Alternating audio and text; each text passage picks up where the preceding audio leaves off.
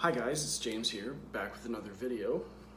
And this list today was one that I had trouble getting it together. It was similar to another list where I almost couldn't find enough hidden gems to make a full top 10, but I wanted to make a full top 10, so I held off until I could. And I think there was one or two that might have made this list, but I guess you'd consider them forgettable because I forgot what they were about mostly. If I did honorable mentions, I'd mention them, but I don't know that it's worth it for the sake of this list. I couldn't talk much about them. I just mention off the titles or anything. I don't think that'd be that interesting. Nor were the movies. But here I have a full 10. So we will start with number 10, and it's a film from, it was a TV movie from 1987 called Timestalkers. And yeah, I'm sure I announced it was top 10 Westerns. If I didn't, here it is, top 10 Westerns. Okay, number 10, TV movie from 1987 called Timestalkers.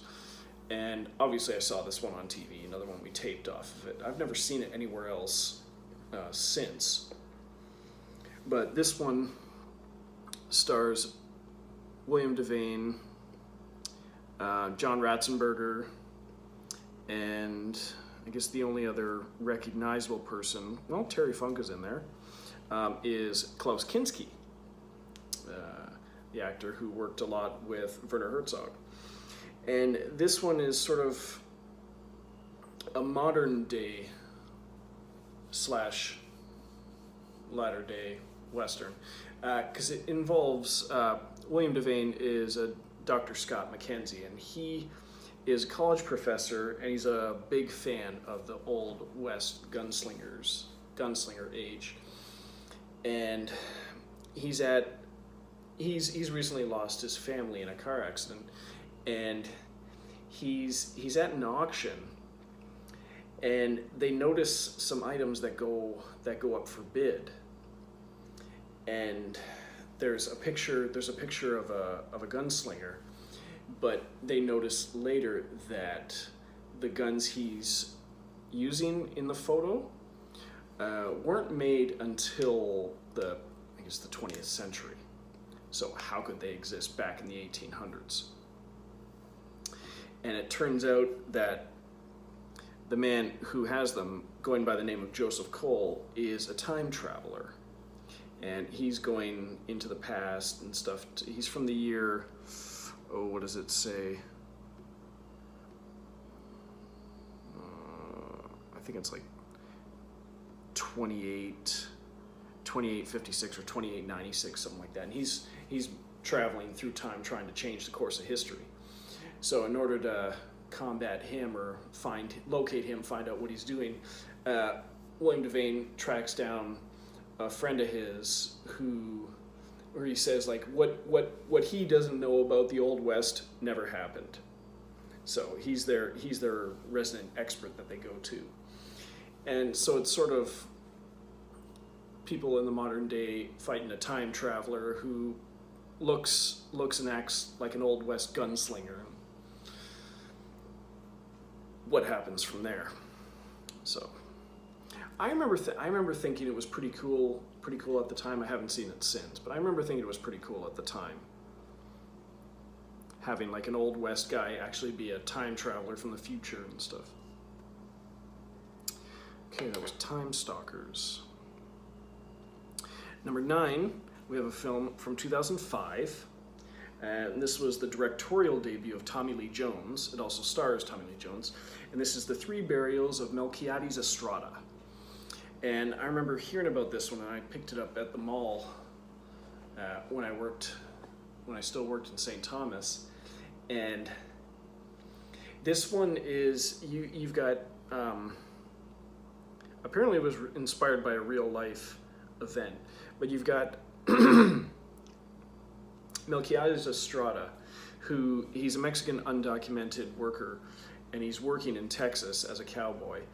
And when he's out one time doing whatever he's doing, he accidentally gets there's a border patrol guy shooting at, what does it say he's shooting at? Some coyote. Oh, yeah, Melquiades is shooting at some coyotes that are attacking cattle and stuff like that. And the border patrol thinks he's being shot at because he's in close proximity, and fires back and kills Estrada. Well, Estrada is Tommy Lee Jones' character Pete Perkins was his best friend, and he decides to honor his best friend's wishes, which is to bury him back in his home of Mexico. But he also wants to punish the man who killed his best friend, the border patrol guy. So he kidnaps him, takes him prisoner, and ties him up with a rope and drags him along. Gets the body, which has already been buried once, because the border patrol tried to bury him to cover it up. He was discovered. They buried him properly, and then Tommy Lee Jones digs him up and heads to Mexico with the border patrol guy in tow, because he wants him to suffer, teach him a lesson, suffer and pay for what he did, and eventually get his best friend back home to be buried in his hometown. And that's where the 3 burials comes from. The border patrol guy is played by Barry Pepper, his wife January Jones. You got Dwight Yoakam in there as well. And let me see, Melissa Leo, and that's about it. Melchiors Estrada is played by Julio Cedillo, but I had never seen him before, I don't think. So that was the 3 burials of Melchiors Estrada. Number 9, we have an Australian Western from 2005 called The Proposition. Now this one's semi well known, certainly in all the cinephile podcasts that I listen to and stuff like that, but maybe not to the regular Joe, I suppose. And this one was done by John Hillcoat, who did 999, The Road, Lawless. And this one stars Guy Pearce, Ray Winston, Emily Watson, John Hurt, Danny Houston, David Wenham, and it's pretty much, there's this infamous outlaw family, the 3 brothers, and you've got Guy Pearce is the middle brother, the older brother is Danny Houston, and the younger brother is, who do they credit as? Mikey, I guess it's Richard Wilson. Excuse me. And they capture Guy Pearce and threaten to hang his younger brother Mikey. And in exchange for letting his younger brother live, he is tasked with hunting down his older brother, who's this vicious criminal living out in the Australian outback. And that's essentially what it is. It's one brother being forced to hunt down his older brother to save his younger brother's life. And Ray Winston is the lawman who's forcing him to do it. And it's a gorgeous looking movie, well told story. I think it was written by Nick Cave, the musician Nick Cave and the Bad Seeds, and he's worked with John Hillcoat a lot. And it's a great looking film, very, very well acted. Kind of grimy looking, the way everyone with like long hair and beard and greasy hair and stuff like that. But it's a very, very well done movie. The Proposition. Number 7, we have a film from 1990. I remember seeing this when I was a kid. I have the DVD. I had found it a few years back. But I thought it was a great movie when I was a kid. It's still a good movie. It's called Quigley Down Under. And this one stars Tom Selleck, Alan Rickman, and Laura San Giacomo. Essentially, any other recognizable? Well, Ben Mendelsohn is in there. But it is a Australian-American Western film. But I didn't know who Ben Mendelsohn was back then. And essentially Alan Rickman, who plays Elliot Marston, hires. He's trying to. I think he's trying to get things under control. It's being occupied by the British Empire, the Australia is, and Alan Rickman hires Matthew Quigley, Tom Selleck, to help get things under control. There's some violent dispute going on down there, and he's a legendary, I guess not really a sniper, but an excellent long-range rifleman. And he basically, his resume, I guess, that he sends is this note that says M. Quigley, 900 yards, with a big bullet hole through it, indicating that he shot through that from 900 yards away. And he actually demonstrates it early on, that he just has a guy ride off with a bucket. He's just riding way off in the distance. He's like, yeah, keep going, keep going. He's just like setting up the sights on his gun. And he finally tells him to stop. And he's like way off in the distance. And he like pings it right in the center. And so because it's Alan Rickman, this is the 90s, he's going to be the bad guy. So he ends up turning on Quigley. And Quigley goes on the run with Laura San Giacomo, and she has a baby with her. I can't remember exactly why. But they're off trying to survive in the Australian outback while Alan Rickman sends his forces after them. So it's them trying to survive in the outback. But it's a great Western, Australian Western movie. And the back and forth with Tom Selleck and Alan Rickman is great, but also Tom Selleck and Laura San Giacomo. So that was Quigley Down Under. Number 6, we have a film from 2015. It's a British-New Zealand co-production, a Western film called Slow West. I remember hearing about this. I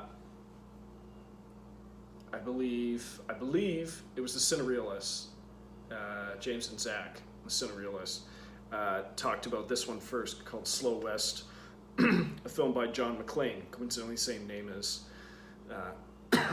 Bruce Willis's character in Die Hard, but it's not. The director's name is John McClane. And it stars Michael Fassbender, Cody Smith McPhee,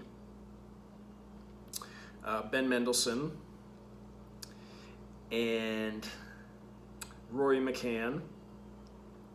Those are the most recognizable names. And essentially, it's Jay Cavendish, and he's a young Scottish kid, and he comes to the old, like American Old West, in search of the love of his life, the girl that he met and fell in love with, and she came here.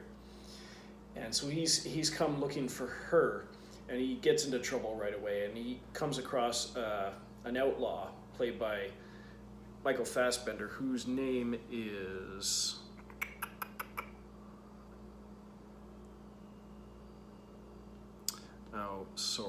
Silas Selleck, and enlists his help to track down the woman he loves, Rose Ross, played by Karen Pistorius. And throughout their travels, they come across several nasty individuals, one of them being Ben Mendelsohn playing Payne. And the whole goal is to find the woman he loves and survive the Old West. And I remember being intrigued by the cast, but also by the fact that this movie is less than an hour and a half.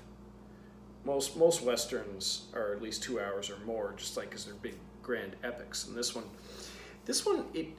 it's not a slow movie. It's not a quick movie. It's just it was just the right amount.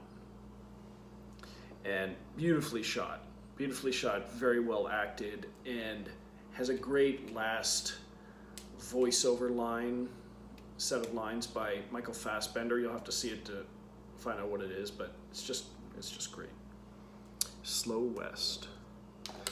Number 5, we have a Canadian Western comedy from 2010 called Gunless. And this is the film by William Phillips, who did Treat Murray, Foolproof, and it stars Paul Gross, Sienna Guillory, Dustin Milligan, Callum Keith Rennie, and Tyler Mane, Graham Greene, and Michael Eklund. And it essentially is Paul Gross is the Montana Kid, and he's on the run because he's wanted. He has like a ton of warrants on his back, and he shows up in a Canadian town in the Rockies, and basically looking for a fight. He's this big outlaw, and nobody seems to know who he is, and he does everything in his power to try and pick a fight with everyone, and no one will bite because it's Canadians. They're far too nice.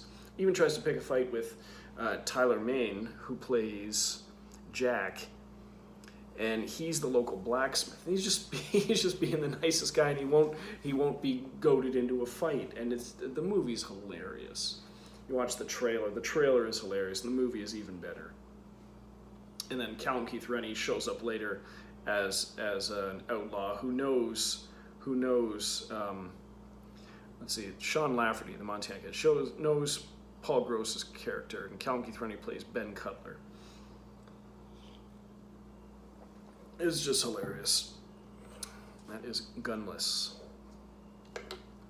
Number 4, we have a film from 2008, and this was directed by, it's called Appaloosa, and it is directed by and starring Ed Harris, but you've also got Viggo Mortensen, Renee Zellweger, and Jeremy Irons.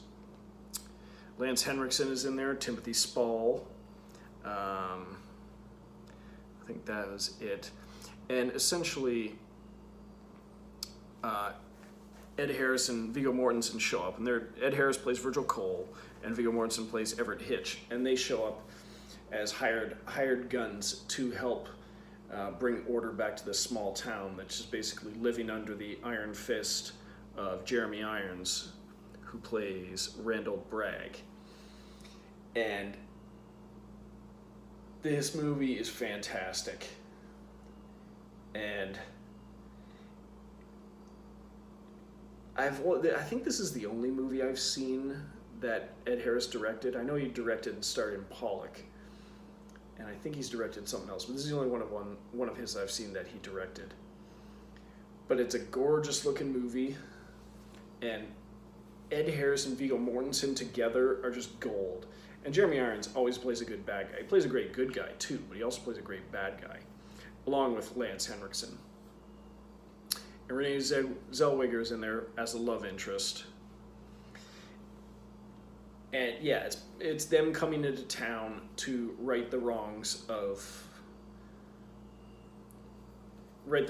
that this rich guy, the hold he has over the town, the control he has over them, the threats and stuff, and it is great. Appaloosa. Number 3, we have a film from 2018 called The Sisters Brothers, and this one it has a great tagline too. It's like, because I had the poster right over there, and it's brothers by blood, sisters by name, and this one I thought was unique because it's an American Western directed by a French director based on a book of the same name by a Canadian author. So I thought that was an interesting combination of cultures. And you've got it stars John C. Reilly, Joaquin Phoenix, Jake Gyllenhaal, Riz Ahmed, Rutger Hauer in a small role, Carol Kane, Richard Brake, and it's essentially the Sisters Brothers, which is Eli and Charlie's sisters, and that's John C. Reilly and Joaquin Phoenix, work for this man called the Commodore, played by Rutger Hauer, in one of his final roles. And it's a non-speaking role. You just see him through the window a couple times, but he claims that Riz Ahmed's character stole from him and got out of town because apparently he has some sort of revolutionary gold prospecting formula, and he hooks up with Jake Gyllenhaal, and those two go on the run. Well, not go on the run, but are trying to get to a certain location to test out his formula and move on and sort of build their own. I think he says it. Build their own. Go to some town and build their own utopia. Because if the formula works, they'll have all the gold they need. And the Commodore sends the Sisters Brothers after them, because they're sort of hired killers. And they meet up with them and sort of have a change of heart, but it's the conflict of, are they going to kill them? Are they going to protect them? Are they going to join up? And then does the Commodore have to send more guys after them? And it's great before they meet up, because Riz Ahmed and Jake Gyllenhaal does something with his voice. He puts on sort of a different kind of accent, American accent. And the back and forth between Riz Ahmed and Jake Gyllenhaal is great. And Joaquin Phoenix and John C. Reilly as the two brothers, just quarreling back and forth all the time. So before the four of them meet up, the two stories running parallel are just great. And then when they all get together, it's even better. Carol Kane plays the mother of the Sisters Brothers. So that is a great one, the Sisters Brothers. I'd be interested to read the book. I've never seen it anywhere, but I haven't actually looked. Number 2, we have a film from 1999. And it's called Ravenous. And this one, directed by Antonia Bird, stars Guy Pearce, Robert Carlyle, Jeffrey Jones, David Arquette. You've also got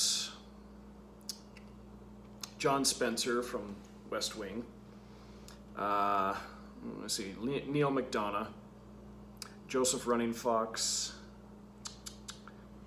Sheila Tousey, and let me see, David Heyman. Essentially, during the Mexican-American War, Guy Pearce's character, where is it? Sorry, Captain John Boyd, helped them win the conflict, but his commanding officer, played by John Spencer, knows that he's a coward, and he's sort of locked into it. So he banishes him to one of the furthest outposts imaginable. And that's where he meets up with David Arquette and Jeffrey Jones and stuff. And while they're there, a stranger shows up, exhausted, nearly half dead, and that's Robert Carlyle. And he claims that Colonel Ives was their commanding officer, and they were in a little traveling caravan, went crazy and killed everyone and ate some of them, resorted to cannibalism, and he got away. And some of them may still be alive, so he enlists their help to go back there to rescue them. And okay, partial spoiler alert. Okay, I'll spoil one thing but not the other. When they get there, they realize that everyone is dead, even the Colonel Ives, and it turns out that Robert Carlyle is actually Ives, and he's the one that perpetrated this horrible crime. And he lured them back there so that he could take them down and take them back, and he's the one who's actually resorted to cannibalism. And so when he gets back to the fort first, and when Guy Pearce comes back, Colonel Ives, the real Colonel Ives, is in his big getup and has convinced John Spencer that something that Guy Pearce is not right, and he has taken control. So it's the conflict between who's going to come out on top, Ives or Boyd. And I remember seeing this preview in the theater and thought it looked hilarious. Now, while it's not exactly a comedy, there are some funny parts. they leaned heavily on it. They worked the trailer that way, where it's a fun-looking trailer, but it is a fun movie. It's a little bit dark and pretty violent, but it is a very, very entertaining movie. That's why it's number 2. So that is Ravenous. And it's more on the Western list because it takes place in that era. They're just not exactly gunslingers. But it doesn't have to be like Young Guns or anything, Tombstone to be a Western. It's more of an era or culture. Okay, number 1. We have a film from 2017 called Hostels. And this has a big cast. This one was directed by Scott Cooper, who did Crazy Heart, Out of the Ashes. He has one coming out called Antlers, but he also did Black Mass, the Johnny Depp movie about Whitey Bulger. But this one he did after Black Mass, before Antlers, but it didn't get a very wide release. I don't know how many people saw it, and I don't know how much it's talked about now. That's why it's on my list, and you can see right back there, poster, Hostels. And it stars Christian Bale, Rosamund Pike, Wes Studi, Jesse Plemons, Adam Beach, Rory Cochrane, Peter Mullen, Scott Wilson, Timothy Chalamet, Ben Foster, Jonathan Majors from Lovecraft Country, Stephen Lang, and Ryan Bingham from Yellowstone, and who wrote and performed some of the music in Crazy Heart. And it's essentially Christian Bale's character, Captain Joseph Blocker, who's soon to retire, is tasked with taking it's Wes Studi, it's Chief Yellowhawk, and he's an imprisoned Cheyenne Indian chief who committed some like war atrocities and stuff. But he's imprisoned and he's sick and he is dying, and he would like to go back to his home territory. I think I don't know if it's Montana or something, to die peacefully at home. And so Christian Bale's character, who hates the Indians because of what they did in the war, follows his orders to escort the chief back to his home, and he takes a regiment of men with him. At the same time, Rosamund Pike has her husband and her kids murdered by these rampaging, murderous, outlier Indians. This like sort of like a rebel group. And they massacre her family, and she manages to survive, but she's kind of like in shock and losing her mind. And they come across the cabin that's burned and stuff like that, and they decide to take her with them. They help her bury her family, and they take her with them because they still have a mission to carry out. But Christian Bale takes upon himself to protect her and sort of bring her back, not to reality, bring her back to the world, bring her back to her senses, because she's very fragile. The music in this is amazing, as are Christian Bale and Rosamund Pike's performances. Everyone does a great job, but these two main stars of the film, their dynamic together is just beautiful, as is the movie.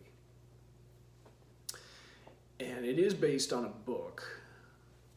No, not a book. What was it? It was a finished screenplay by Donald E. Stewart that I think after he died, his wife found it and sent it to the right people, I guess, who could get it made. And it is my favorite of Scott Cooper's films, not by much over Black Mass, because that movie's also fantastic, but it is just impressive in every way. and I highly recommend it. That's why it's number 1. All right, so that was my top 10 Westerns. I hope you guys enjoyed this list as well. I have a couple more that are finished. I was deciding which one to do, and I figured since this one I had not so much in my backlog, but I had the most attempts at it and finally finished it. So I got that one done first, and I have a couple more that I can do, and then I'll make up a bunch more. Knock on wood. All right, so like and subscribe, and I'll talk to you guys next time. Toodles.